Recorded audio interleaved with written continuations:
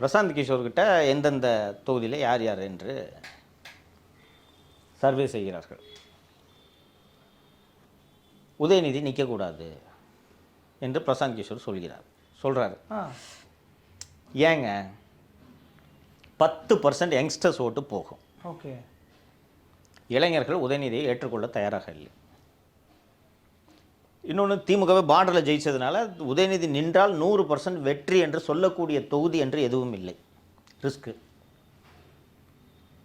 இல்லைங்க, அவர் நிற்கணும்னு ரொம்ப பிரியப்படுறாரு. ஆட்சி அமைச்சிருவீங்க, ஆட்சி அமைச்சிட்டிங்கன்னா யாராவது ஒரு எம்எல்ஏவை ரிசைன் பண்ண சொல்லுங்கள், அந்த இடத்துல போய் ஒரு நிற்க சொல்லுங்கள். தமிழகத்திலே அதிக வாக்கு வித்தியாசத்தில் அந்த இடத்துல உங்களால் ஜெயிக்க முடியும், ஆளுங்கட்சி ஆகிடுங்க. அப்புறம் எளிதாக இருக்கும். இப்போது ஒரு 5லேருந்து 10% யங்ஸ்டர்ஸ் ஓட்டு போகும். வாரிசு அரசியல்ன்றதை தூக்குவாங்க. ஆமாம், வாரிசு அரசியல்ன்றது தூக்காமல் உதயநிதியை வெறுமனே பிரச்சாரம் பண்ணுறதுக்கு விட்டால் பார், பிள்ளைக்கு கூட சீட்டு கொடுக்கல நம்ம உருட்டலாம். ஒரு 10% சீமானுக்கு போகும். ஸோ வேண்டாம் என்று சொல்கிறார். திராவிட மாப்பிள்ளை சாரும் அதை ஆமோதிக்கிறார். அவருக்கு நல்லதில்லை, மாமா வேண்டாம் மாமா என்று சொல்லி அதான் சொல்லிட்டார்ல, விடுன்ட்டாங்க. கோச்சிக்கினார். ஃபோனு சுவிட்ச் ஆஃப். அண்ணா நான் கார்த்தி விட்டு போய் படுத்துட்டார். காலையில் சாப்பிடல, மதியம் சாப்பிடல.